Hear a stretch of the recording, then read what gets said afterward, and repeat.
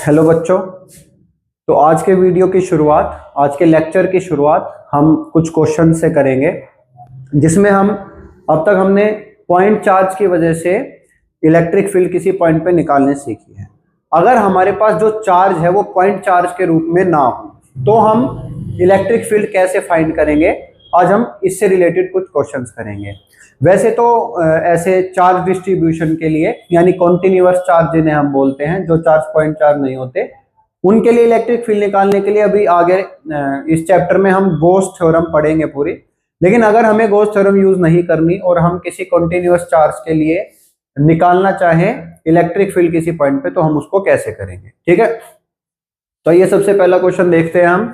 इसमें क्या कह रहा है कि हमारे पास एक लीनियर चार्ज है, ठीक बात है।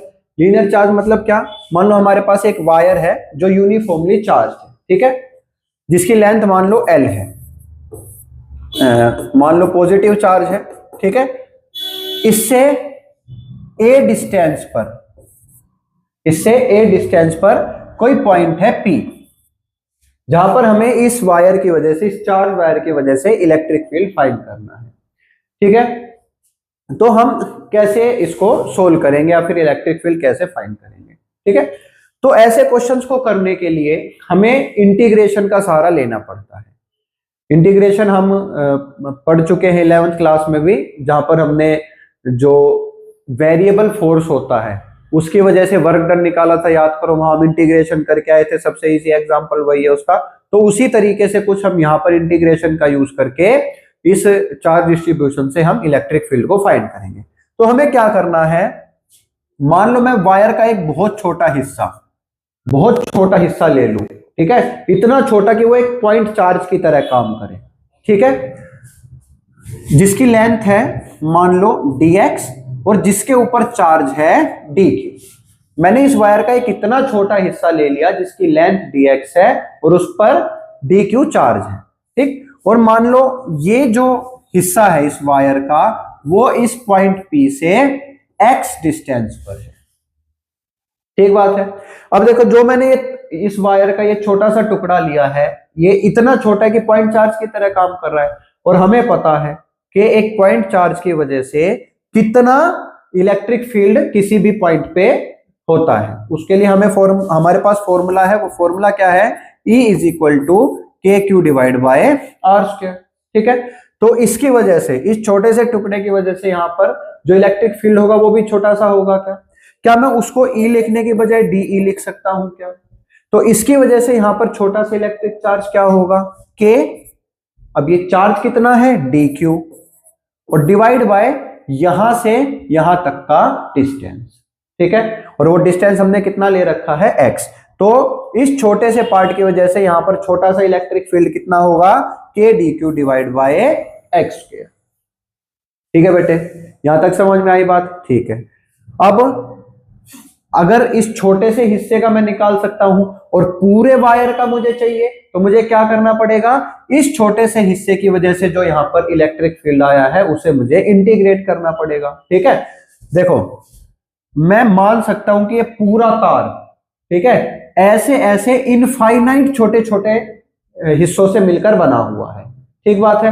अब जब ऐसे इनफाइनाइट हिस्से होते हैं तो उनकी वजह से जब हमें टोटल इलेक्ट्रिक फील्ड निकालनी है तो मैं उन सबको ऐड नहीं कर सकता, क्योंकि इनफाइनाइट हिस्से हैं ये, ठीक है।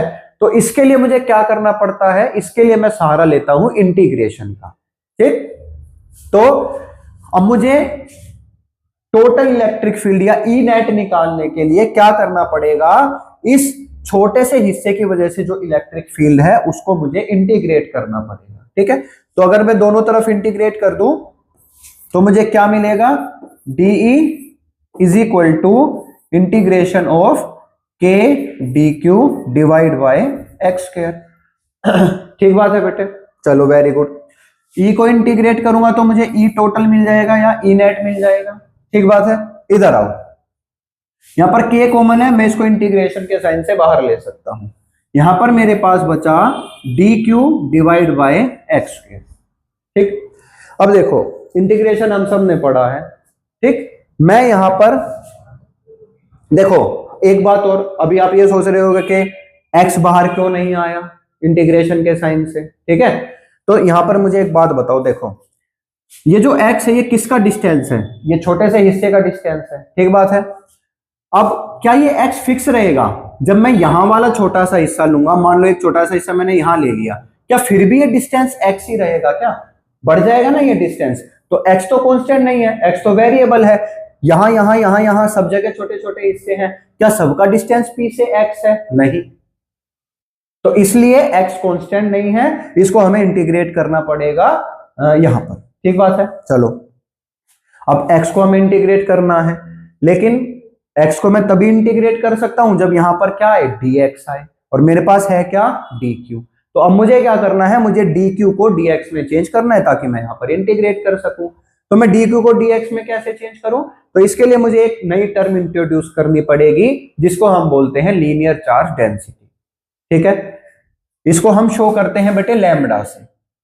क्या होती है linear charge density, charge per unit length, charge per unit length यानी कि Q बाय L, ठीक है। जैसे मेरे पास चार्ज वायर है, तो इस वायर की हर एक यूनिट लेंथ पर, 1 सेंटीमीटर या 1 मीटर, ठीक है, हर एक यूनिट लेंथ पर कितना चार्ज होगा उसे मैं बोलता हूं लीनियर चार्ज डेंसिटी, ठीक बात है। चलो यहां से देखो क्या फॉर्मूला मिला मुझे कि Q टोटल चार्ज किसके बराबर होगा, density multiply by total length, ठीक बात है ये।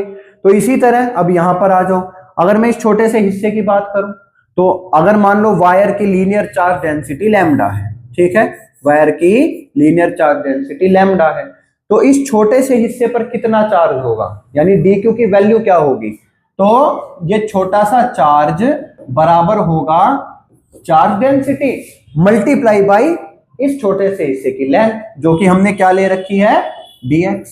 तो dq की वैल्यू क्या हो गई, लैम्बडा dx। तो यहां पर मैं dq की जगह लैम्बडा dx रख सकता हूं क्या, तो dq को मैं रिप्लेस कर दूंगा यहां पर लैम्बडा dx से, ठीक है क्या बेटा। अब देखो लैम्बडा भी कांस्टेंट है क्या, हाँ लीनियर चार्ज डेंसिटी है, वो थोड़ी चेंज होती है, तो वो भी बाहर आ जाएगा। तो E की वैल्यू हो गई मेरे पास यहाँ पर k lambda dx by x, ठीक है। अब ये हम जानते हैं एक्स स्क्वायर का इंटीग्रेशन क्या होता है, नहीं जानते तो मैं आपको बता देता हूं कि इसको देखो मैं लिख सकता हूं k लैम्बडा x की पावर -2 dx, ठीक है। जब भी ऐसे इंटीग्रेशन हमारे पास आए तो हमें क्या करना होता है, पावर में एक ऐड करो और जो आंसर आएगा पावर में उसी से क्या कर दो, डिवाइड। तो -2 में मैं 1 ऐड करूंगा तो -1 आएगा और उसी से मैं क्या कर दूंगा, यहाँ पर डिवाइड कर दूंगा, ठीक बात है। तो यहां पर क्या आंसर बनेगा मेरा, x की पावर -1 डिवाइड बाई -1 यानी कि -1 अपॉन x मेरा आंसर आ जाएगा। तो ये बना मेरे पास k लैम्बडा, अगर मैं इसको इंटीग्रेट कर दूंगा तो मेरे पास आंसर आएगा बेटे -1 बाई एक्स, ठीक है। अब देखो यहां पर हमें क्या करना है, ये इंटीग्रेशन मुझे कहां से कहां तक करना है, x की वैल्यू कहां से कहां तक चेंज हो सकती है, ठीक है, वही मुझे इंटीग्रेशन की लिमिट लगानी पड़ेगी, x की वैल्यू कहां से कहां, यानी कि ये जो छोटे छोटे पार्ट है वो कहां से कहां तक है। तो देखो वो छोटे छोटे पार्ट कहां से शुरू हो जाएंगे, वायर के इस वाले एंड से वायर के इस वाले एंड तक, ठीक है। वायर का ये वाला एंड P से कितना दूर है, a दूर है, और वायर का ये वाला एंड P से कितना दूर है, L जो इसकी लेंथ है वो प्लस में a, ये यानी ये टोटल डिस्टेंस कितना हो गया, L प्लस a। यानी मुझे कहां से कहां तक इंटीग्रेट करना है, वायर के इस पॉइंट से वायर के इस पॉइंट तक, यानी कि x की वैल्यू कहां से कहां तक, a से लेकर और a प्लस l तक, ठीक है। छोटे छोटे पार्ट कहां से शुरू है, यहां से a डिस्टेंस से कहां तक है, l प्लस a डिस्टेंस, ठीक है। तो लिमिट कहां से कहां तक हो गई, a से a प्लस l तक, ठीक। अगला स्टेप क्या होता है, लिमिट पुट करना। लिमिट कैसे पुट करते हैं, अपर limit minus lower limit, x की जगह में लिमिट पुट करनी है, अपर माइनस लोअर करना है, ठीक है। तो मेरे पास क्या बन जाएगा, देखो अब x की जगह पहले अपर लिमिट पुट करूंगा तो -1 अपॉन a प्लस l, फिर अपर लिमिट माइनस लोअर लिमिट, ये तो फॉर्मूले वाला माइनस है, उसके बाद इसमें खुद भी माइनस है तो क्या हो जाएगा -1 अपॉन एक्स की जगह अब लोअर लिमिट पुट करनी है, यानी कि ए। क्लियर है बेटे? आ जाओ आगे, इसको सोल्व कर लो। क्या बन जाएगा मेरे पास? के लैम्बडा, अब देखो माइनस माइनस प्लस हो जाएगा क्या? बिल्कुल हो जाएगा। ये बन जाएगा 1 अपॉन ए और ये हो जाएगा -1 अपॉन ए प्लस है। ठीक है, ये मेरी आ गई इलेक्ट्रिक फील्ड की वैल्यू पी पॉइंट पर इस लीनियर चार्ज डिस्ट्रीब्यूशन की वजह से। ठीक है, आप इसको आगे भी सोल्व कर सकते हैं एलसीएम वगैरह लेके, नहीं तो यहां पर छोड़ देंगे तो ये भी बिल्कुल ठीक है। ठीक बात है, तो इस तरीके से इंटीग्रेशन का यूज करके हम इसको सोल्व कर सकते हैं। आगे चलें। अब देखो, अब हमें क्या करना है, ये तो क्या था, लीनियर चार्ज तो था लेकिन एक स्ट्रेट वायर था। अब हम क्या करेंगे, इसको स्ट्रेट वायर को फॉर्म देंगे एक सेमी सर्कल की। ठीक है, आ जाओ, किस फॉर्म में है ये? जो वायर है हमारा सेमी सर्कुलर फॉर्म में है। ठीक है, सेम वायर है, सेमी सर्कुलर फॉर्म में है, और हमें अब जो वो निकालना है, इसकी वजह से ये वायर नहीं है, वायर सिर्फ इतना है, ध्यान देना बेटे, वायर सिर्फ इतना है। ठीक है, इसकी वजह से हमें इस सेमी सर्कल के सेंटर पे, सेमी सर्कल के सेंटर पे जो है इलेक्ट्रिक फील्ड की वैल्यू फाइंड करनी है। ठीक है, ये मैं मिला देता हूं क्वेश्चन को सोल्व करने के लिए। ठीक बात है, ध्यान देना, ये वायर है हमारा, एल लेंथ का वायर है पूरा। ठीक है, और इस पे कॉन्टिन्यूअस चार्ज डिस्ट्रीब्यूशन है। ठीक, यहां पर भी हम यूज करेंगे लीनियर चार्ज डेंसिटी का, तो मान लेते हैं इसकी लीनियर चार्ज डेंसिटी कितनी है, लैम्डा। ठीक है बेटे, अब देखो यहां पर भी इस क्वेश्चन को सोल्व करने के लिए भी, क्योंकि मैं इसको पॉइंट चार्ज नहीं मान सकता बेटे, ठीक है ना, पॉइंट चार्ज नहीं मान सकता, तो मैं इसमें पॉइंट चार्ज वाला फॉर्मूला भी डायरेक्ट पुट नहीं कर सकता, इसलिए मुझे यहां पर फिर से सहारा लेना पड़ेगा किसका, इंटीग्रेशन का। क्या करना है ध्यान देना, फिर से मैं एक छोटा सा, बिल्कुल छोटा सा पार्ट लूंगा जिसकी लेंथ कितनी होगी, dl, और जिसपे चार्ज कितना होगा बेटे, dq। ठीक बात है, और ये जो पार्ट है वो सेंटर से कितने एंगल पे है, वो है सेंटर से थीटा एंगल पे। ठीक है बेटे, अब यहां पर थीटा क्यों लिया मैंने, क्योंकि अब जो चार्ज मुझे, अब जो मैं इंटीग्रेट करूंगा, ठीक बात है, अब जो मैं इंटीग्रेट करूंगा वो मुझे कहां से कहां तक इंटीग्रेट करना है, इस पॉइंट से लेकर इस पॉइंट तक इंटीग्रेट करना है। ठीक बात है, और ये पॉइंट यहां से लेकर यहां तक क्या चेंज हो रहा है बेटे, एंगल चेंज हो रहा है। ठीक बात है, तो अब हमें इंटीग्रेट करना पड़ेगा किसके रिस्पेक्ट में, एंगल के रिस्पेक्ट में। ठीक है, तो ये जो पार्ट है ये हॉरिजॉन्टल के साथ कितना एंगल बना रहा है, थीटा का एंगल बना रहा है। ठीक है, और यहां पर ये एंगल जो बन रहा है ये बन रहा है डी थीटा। ठीक है, इस पार्ट के दोनों एंड जो एंगल बना रहे हैं सेंटर पे वो कितना है, डी थीटा एंगल है। ठीक है, अब देखो क्या बहुत छोटा पार्ट है, हाँ, क्या मैं इसे पॉइंट चार्ज के तरह ले सकता हूं, हाँ, तो अगर मैं इसको पॉइंट चार्ज की तरह लूंगा तो जो इसकी वजह से इलेक्ट्रिक फील्ड होगा उसको मैं के क्यू बाय आर स्क्वायर वाला फॉर्मूला लगा के निकाल सकता हूं। बिल्कुल ठीक बात है, ये बिल्कुल ठीक बात है। तो ध्यान देना, तो यहां पर इलेक्ट्रिक फील्ड कितना हो जाएगा बेटे, के क्यू बाय आर स्क्वायर के फॉर्मूले का मैं यूज करूंगा। तो अब छोटा सा पार्ट है तो इसकी वजह से इलेक्ट्रिक फील्ड भी क्या होगा, छोटा सा होगा। इलेक्ट्रिक फील्ड छोटा सा होगा क्यों, क्योंकि चार्ज भी छोटा सा है, कितना चार्ज है, डी क्यू, डिवाइड बाय किस पॉइंट पे निकालना है, सेंटर पे। ठीक है, ये पार्ट कहां पर है, छोटा सा, सरकमफेरेंस पे। सरकमफेरेंस और सेंटर के बीच में डिस्टेंस कितना होता है, आर स्क्वायर, जो इसकी रेडियस। क्लियर हो गई बात, ठीक है, यहां से तो ये निकल गया। लेकिन अब एक चीज और हमें यहां पर ध्यान रखनी है, क्या, अब देखो ध्यान से, देखो इस छोटे से पार्ट की वजह से इलेक्ट्रिक फील्ड किस डायरेक्शन में होगा, इस डायरेक्शन में होगा। ठीक बात है, अगर ये एंगल थीटा है तो ये एंगल भी कितना होगा, थीटा।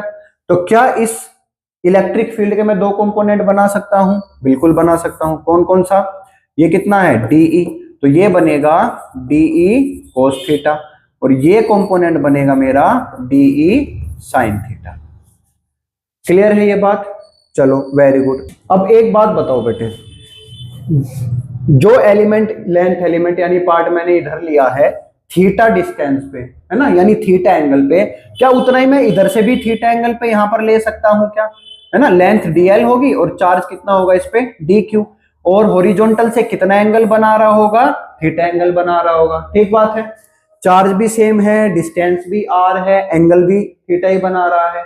क्या इसकी वजह से जो इलेक्ट्रिक फील्ड है और जो इसकी वजह से इलेक्ट्रिक फील्ड है, दोनों का मैग्नीट्यूड सेम होगा क्या? हाँ बिल्कुल सेम होगा। ठीक है, लेकिन इसकी डायरेक्शन किस तरफ होगी बेटे? इसकी डायरेक्शन होगी इस तरफ डी की। ठीक है, अगर ये एंगल थीटा है तो ये भी कितना होगा? थीटा होगा। क्या मैं इसके भी दो कंपोनेंट कर सकता हूं? हाँ कर सकता हूं। कौन सा? इधर होगा डीई कोस थीटा और नीचे की तरफ होगा डीई साइन थीटा। क्लियर है क्या ये? चलो, तो अब आप यहां पर क्या देख रहे हैं कि जो इसकी वजह से डीई कोस थीटा वाला कंपोनेंट है और इसकी वजह से जो डीई कोस थीटा वाला कंपोनेंट है वो एक दूसरे को कैंसिल आउट कर देंगे। ठीक है, तो जो नेट इलेक्ट्रिक फील्ड बचेगा वो इस डायरेक्शन में बचेगा। कौन सा? DE sine theta. क्लियर हुई ये बात? तो इधर के हर एक पार्ट के लिए, यानी इधर के हर एक छोटे से एलिमेंट के लिए इधर एक कोरस्पॉन्डिंग छोटा सा एलिमेंट है क्या, जो इस वाले के कोस थीटा वाले कंपोनेंट को कैंसिल कर देगा। समझ गए क्या? इधर के हाफ वाले, ठीक है, इधर के इसके इस सेमी सर्कल के इधर के हाफ वाले हर एक छोटे एलिमेंट के लिए इधर एक ऐसा छोटा एलिमेंट है जो इसके कोस थीटा वाले कंपोनेंट को कैंसिल आउट कर देगा और जो रिजल्ट बचेगा हमारे पास सिर्फ कौन सा बचेगा? DE sine theta. ठीक है, तो क्या मैं ऐसे बोल सकता हूं कि जो ई नेट आएगा मेरा वो डीई साइन थीटा का इंटीग्रेशन आएगा। ठीक बात है ना? कोस वाले तो कैंसिल हो गए, मुझे सिर्फ क्या ऐड करने हैं? अब साइन थीटा वाले कंपोनेंट ऐड करने हैं। क्लियर बात ये? Very good. चलो, तो यहां से ई नेट की वैल्यू क्या हो जाएगी बेटे? डी की वैल्यू हमने क्या निकाली थी? K D Q divide by R square sine theta. Clear? अब देखो यहां पर एक बात बताओ मुझे, डी क्यू कॉन्स्टेंट है क्या? सॉरी, अब एक बात बताओ, यहां पर के कॉन्स्टेंट है क्या? Very good. आर कॉन्स्टेंट है क्या? रेडियस कॉन्स्टेंट होती है, वो भी बाहर आ जाएगी। अंदर क्या बचेगा मेरे पास? D q sine theta.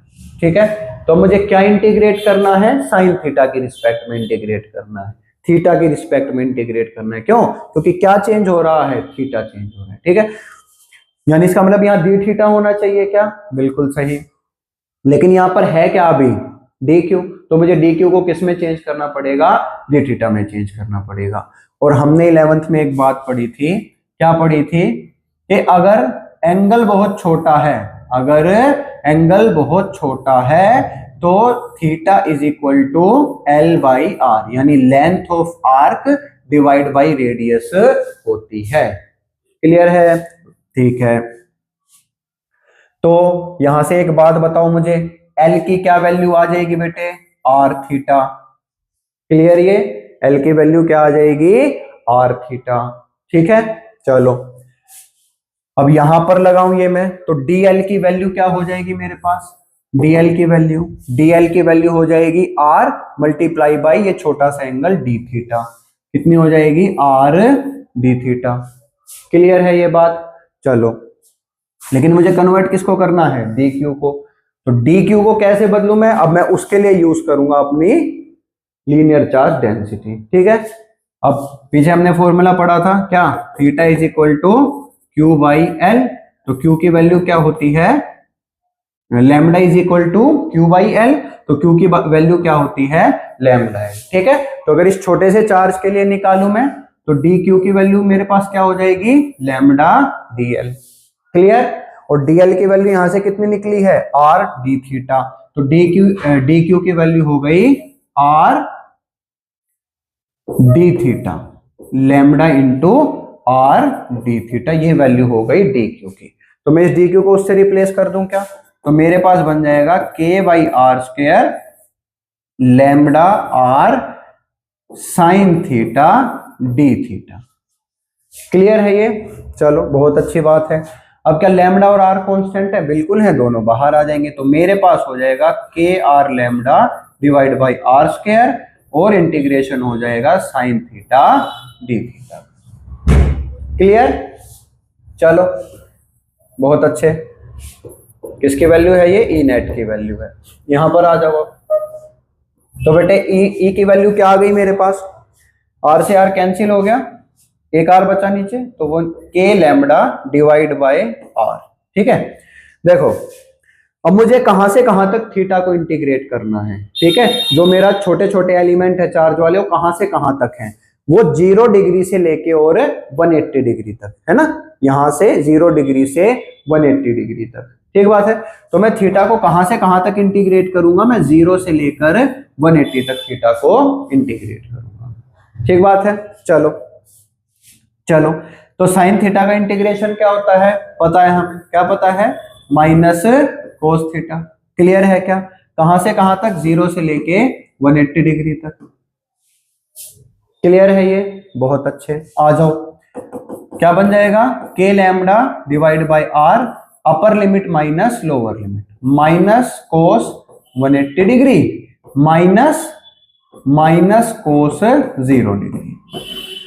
ठीक बात है क्या, बहुत अच्छे। अब वैल्यू पुट कर दो, कोस 180 की वैल्यू क्या होती है, -1, तो ये बन जाएगा -1, और माइनस कोस 0 की वैल्यू क्या होती है ना, ये तो देखो, ये माइनस माइनस क्या हो जाएगा, प्लस हो जाएगा, ये माइनस और ये भी माइनस, क्या हो जाएगा, ये प्लस हो जाएगा। और कोस 0 की वैल्यू क्या होती है, बताओ, वेरी गुड, कोस 0 की वैल्यू होती है 1। तो क्या आ गया मेरे पास, K lambda divide by R, minus minus क्या प्लस, ये भी +1, 1 + 1, तो वैल्यू आ जाएगी 2 के लैम्बडा डिवाइड बाय आर। ये मेरा नेट इलेक्ट्रिक फील्ड आ जाएगा, किसकी वजह से, एक सेमी सर्कुलर रिंग की वजह से उसके सेंटर पर। ठीक है, आप पॉज करके और इसको नोट कर सकते हैं, इसके बाद हम अपने अगले टॉपिक पर चलते हैं। चलिए, हमारा अगला टॉपिक है एक सर्कुलर रिंग। ठीक है, कि एक्सिस पर किसी पॉइंट पर हमें वैल्यू निकालनी है इलेक्ट्रिक फील्ड की, चार सर्कुलर रिंग पर। ठीक बात है क्या, कि एक सर्कुलर रिंग है जिसके ऊपर टोटल चार्ज क्यू है, उसकी रेडियस कितनी है, आर। ठीक है, मान लो एक पॉइंट है, उसकी एक्सिस पर कितने डिस्टेंस पे, एक्स डिस्टेंस पे है, तो उस पॉइंट पी पर हमें इलेक्ट्रिक फील्ड की वैल्यू निकालनी। ठीक है, तो देखो मान लो ये मेरे पास एक सर्कुलर रिंग है जिसके ऊपर टोटल चार्ज क्यू है, ये इसका सेंटर है, ये इसकी एक्सिस है, इस एक्सिस पर एक्स डिस्टेंस पे, इस एक्सिस पर एक्स डिस्टेंस पर एक पॉइंट है पी, इस रिंग की रेडियस है स्मॉल आर, इस रिंग की रेडियस कितनी है, स्मॉल आर। ठीक बात है, तो अब पूरा चार्ज क्यू है इसके ऊपर, इसकी वजह से मुझे इस पॉइंट पर क्या निकालना है, इलेक्ट्रिक फील्ड निकालना है। ठीक है बेटे, देखो अब क्या है, पहले हम ये कंसीडर करके चल रहे हैं कि x की वैल्यू कम है ना, x की वैल्यू r से कम है, रेडियस से कम है x की वैल्यू। ठीक बात है, क्योंकि अगर मैं इसको x की वैल्यू को बहुत ज्यादा बढ़ा दूंगा, यानी ये वाला पॉइंट मैं बहुत दूर कर दूंगा, अगर ये वाला पॉइंट मैं बहुत दूर कर दूंगा, तो वो रिंग जो है, मैं जितनी दूर जाता जाऊंगा वो रिंग उतनी ही छोटी मुझे फील होती जाएगी, यानी उतनी छोटी होती जाएगी मेरे इस डिस्टेंस के रिस्पेक्ट में। ठीक बात है क्या, रिंग की रेडियस इस डिस्टेंस के रिस्पेक्ट में बहुत छोटी हो जाएगी, तो क्या उसको मैं फिर एक पॉइंट चार्ज कंसीडर कर पाऊंगा, बिल्कुल कर पाऊंगा। तो फिर तो मैं सीधा k3/r² वाला फॉर्मूला वहां पर यूज कर सकता हूं। लेकिन अगर इस p की डिस्टेंस रेडियस की तुलना में कम है, ठीक है, अगर ये p इस रेडियस के कंपैरिजन में कम दूरी पर है, तो यहां पर कैसे इलेक्ट्रिक फील्ड निकालना है, तो उसके लिए भी हम किस चीज का यूज करेंगे, इंटीग्रेशन का। ठीक है, सेम तरीका है, मान लो कि इस रिंग के ऊपर एक छोटा सा कोई एलिमेंट ले लिया मैंने, लेंथ एलिमेंट, ठीक है, जिस पे कितना चार्ज है, dq चार्ज है, जिसके ऊपर एक स्मॉल चार्ज है dq। ठीक है, बहुत छोटा है पॉइंट चार्ज इसमें। ठीक बात है, तो इस छोटे से एलिमेंट की वजह से इस पॉइंट P पर, ठीक है, इस पॉइंट P पर कितना इलेक्ट्रिक फील्ड होगा, ठीक, कितना इलेक्ट्रिक फील्ड होगा, छोटे से, क्योंकि पॉइंट चार्ज की तरह बिहेव करेगा, तो इसलिए हम k3/r² वाला फॉर्मूला यहां पर यूज कर सकते हैं। ये r फॉर्मूले वाला है बेटे, ठीक है, इसकी रेडियस वाला नहीं है, ये r कौन सा है, फॉर्मूले वाला है। ठीक, तो ये वाला फॉर्मूला हम यहां पर यूज कर सकते हैं। ठीक है, लेकिन अब उसके लिए मुझे पहले इस पॉइंट के बीच में, यानी कि इस एलिमेंट और इस पॉइंट के बीच में क्या निकालना है, डिस्टेंस निकालना है। ठीक है, जिसके लिए मैं यूज करूंगा पाइथागोरस थ्योरम का। क्लियर है ये बात? चलो, तो ये एंगल कितना है, 90 डिग्री। ठीक बात है, ये r और ये कितनी है वैल्यू, x। ठीक है, ये डिस्टेंस x है, ये r है। तो पाइथागोरस थ्योरम से ये हाइपोटेन्यूज हो गया क्या, तो कितनी वैल्यू आ जाएगी इसकी, under root are square plus x square. तो ये डिस्टेंस दोनों के बीच में कितना हो गया, under root are square plus x square. ठीक है, इसको हम फॉर्मूले में पुट करें तो इस छोटे से एलिमेंट के लिए जो छोटा सा इलेक्ट्रिक फील्ड इस पॉइंट पर होगा, ठीक है, इलेक्ट्रिक फील्ड से हम मतलब है इलेक्ट्रिक फील्ड इंटेंसिटी। ठीक है, और वो बोलने में बहुत लंबा इसलिए इलेक्ट्रिक फील्ड बोल रहे हैं, वरना तो इलेक्ट्रिक फील्ड मतलब इस पॉइंट पे इलेक्ट्रिक फील्ड इंटेंसिटी कितनी है, इस बात को ध्यान रखना बेटे। ठीक है, तो छोटा सा इलेक्ट्रिक फील्ड यहां पर कितना होगा, के छोटा सा चार्ज डिवाइड बाय जो दोनों के बीच में डिस्टेंस है उसका स्क्वायर। क्लियर है ये बात? चलो, अब यहां पर हमने इसकी वजह से छोटा सा निकाल लिया। ठीक है, अब देखो, मान लो ये एंगल थीटा है, हॉरिजॉन्टल के साथ कितना एंगल बना रहा है, ये थीटा एंगल बना रहा है। क्या डायरेक्शन होगी इलेक्ट्रिक फील्ड की, क्योंकि मान लिया यहां पर पॉजिटिव चार्ज है ये रिंग, तो क्या डायरेक्शन होगी इलेक्ट्रिक फील्ड की, ये डायरेक्शन होगी क्या? क्लियर है बात? चलो, बहुत अच्छे। तो मैं क्या कर सकता हूं, इस इलेक्ट्रिक फील्ड के दो कंपोनेंट बना सकता हूं क्या? ठीक है, कौन कौन से होंगे, कोस थीटा और साइन थीटा। कौन सा कोस थीटा होगा, कौन सा साइन थीटा होगा? दो कंपोनेंट कौन से बनेंगे, एक ये और एक ये। क्लियर है, ये एंगल थीटा है, ठीक, तो ये एंगल भी कितना होगा, थीटा होगा। वर्टिकली अपोजिट एंगल्स हो गए। ठीक बात है, तो ये कितना है, डीई, तो ये वैल्यू हो जाएगी डीई कोस थीटा और ये वैल्यू हो जाएगी डीई साइन थीटा।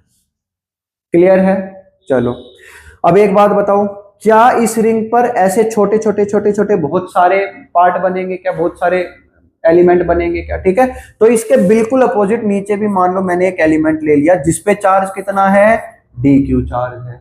एक बात है क्या, और इसकी वजह से मैं यहां पर इलेक्ट्रिक फील्ड कैलकुलेट करूंगा। ठीक है, क्या ये डिस्टेंस और ये डिस्टेंस सेम होगी? हाँ, बिल्कुल सेम होगी। मतलब कि एक रिंग है, ठीक है, उस रिंग के सेंटर से यहां पर कोई पॉइंट है कुछ डिस्टेंस पे, तो रिंग पे यानी रिंग की सरकमफेरेंस से, रिंग की सरकमफेरेंस पे हर एक पॉइंट से इस वाले पॉइंट का डिस्टेंस क्या होगा, सेम होगा। रिंग की सरकमफेरेंस पे हर पॉइंट से इस पॉइंट का डिस्टेंस क्या होगा, सेम होगा। ठीक है, तो अगर ये R square plus x square है तो ये भी क्या होगा, under root are square plus x square. ठीक है, अगर रिंग का ये वाला पॉइंट थीटा एंगल बना रहा है तो ये वाला भी थीटा बनाएगा, ये वाला भी थीटा, कहीं भी रिंग की सर्कमफेरेंस पे पॉइंट हो वो कितना एंगल बनाएगा, थीटा एंगल बनाएगा। तो ये एंगल भी कितना होगा, थीटा। इस वाले फील्ड की डायरेक्शन क्या होगी, ये। ठीक है, तो देखो, चार्ज सेम है, डिस्टेंस सेम है, तो इलेक्ट्रिक फील्ड इंटेंसिटी भी क्या होगी, सेम होगी, यानी कितनी होगी, डीई होगी। ठीक है, अब इसको भी मैं दो कंपोनेंट में रिजोल्व कर सकता हूं, ये वाला और ये वाला।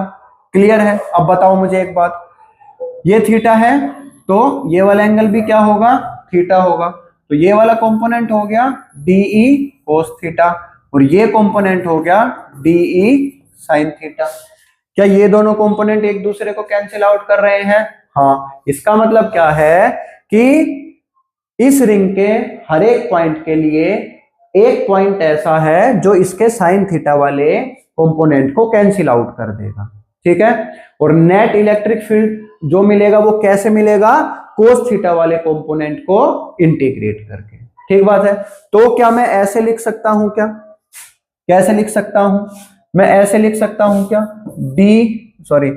कैसे लिख सकता हूं, मैं लिख सकता हूं E net is equal to dE cos theta का इंटीग्रेशन। ठीक बात है, बिल्कुल ठीक बात है।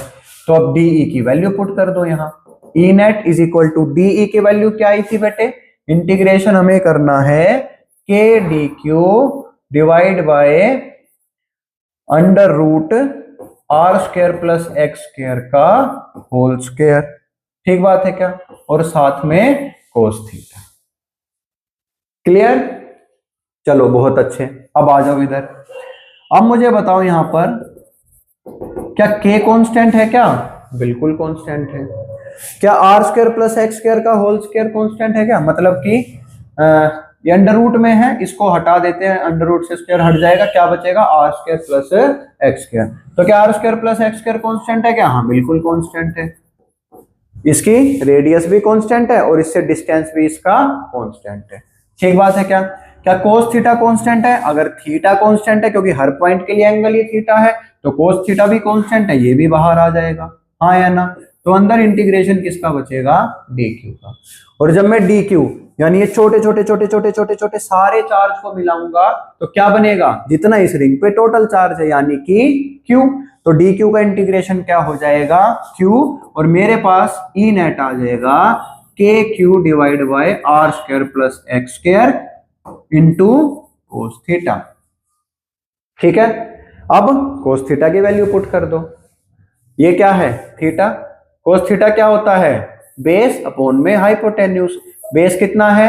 एक्स, हाइपोटेन्यूज ये हो गया, तो ई नेट हो जाएगा K Q divide by R square plus x square multiply by base क्या है? X divide by under root are square plus x square. इतनी बात समझ में आई? बस हो गया क्वेश्चन, अब कुछ भी नहीं बचा। तो ई नेट क्या हो जाएगा मेरे पास? के क्यू एक्स डिवाइड बाय, देखो यहां R square plus x square की पावर क्या है? 1, और यहां R square plus x square की पावर क्या है? हाफ। अब बेस सेम है तो पावर ऐड हो जाएंगी, 1 प्लस हाफ क्या होगा? 3/2। तो नीचे आ जाएगा R square plus x square की पावर 3/2। ठीक है, ये मेरा नेट इलेक्ट्रिक फील्ड आ गया किसी भी पॉइंट पे एक्सिस पे। ठीक बात है क्या? रिंग के। अब देखो यहाँ पर एक दो केस बनते हैं, जैसे कि पहले केस में मान लो कि जो x की वैल्यू है वो बहुत बहुत छोटी है, किससे? r से, यानी ये पॉइंट रिंग के बहुत ज्यादा करीब है। तो इस केस में देखो यहाँ पर नीचे क्या है? X square. जब x बहुत छोटा है तो उसका स्क्वायर तो और भी छोटा होगा। क्लियर हुई बात? तो क्या मैं यहाँ से एक्स स्क्वायर को नेग्लेक्ट कर सकता हूँ? हाँ कर सकता हूँ। तो मेरे पास ई नेट की वैल्यू क्या आ जाएगी? के क्यू एक्स डिवाइड बाय, ये इसको नेग्लेक्ट कर दिया, क्या बचा? आर स्क्वायर की पावर 3/2। 2 से 2 कैंसिल हो गया, K Q X divide by R cube, ये मेरा ई नेट आ जाएगा। कब? जब एक्स की वैल्यू बहुत बहुत छोटी है, किससे? आर से। और अगर एक्स की वैल्यू बहुत बहुत बड़ी है आर से, तो क्या होगा? तो मैं आर स्क्वायर को नेग्लेक्ट कर सकता हूं। ठीक बात है। और आर स्क्वायर को नेग्लेक्ट करूंगा तो नीचे क्या बचेगा? ये तो हट ही गया, स्क्वायर 2 से 2 कैंसिल हो जाएगा, एक्स क्यूब बचेगा। तो मेरे पास ई नेट की वैल्यू क्या आ जाएगी बेटे? के Q X divide bye x cube. एक एक्स से एक एक्स कैंसिल हो जाएगा, एक्स स्क्वायर बचेगा। तो क्या वैल्यू आ गई? के क्यू बाय एक्स स्क्वायर, जो हमने शुरू में बात की थी। क्या क्या देखो, पॉइंट चार्ज वाला फॉर्मूला है क्या, है ना? शुरू में हमने यही बात की थी कि अगर ये पॉइंट, कौन सा पॉइंट? पी पॉइंट बहुत बहुत बहुत दूर हो जाएगा, आर के कंपैरिजन में बहुत बहुत बहुत बहुत दूर हो जाएगा, तो ये रिंग एक पॉइंट चार्ज की तरह काम करने लग जाएगी। और इसी वजह से जो हमारी इलेक्ट्रिक फील्ड इंटेंसिटी है उसका फॉर्मूला क्या आया है? के क्यू बाय एक्स स्क्वायर। ठीक है बेटे, आज की क्लास में इतना ही, बाकी हम अगली क्लास में कंटिन्यू करेंगे। तब तक के लिए जय हिंद।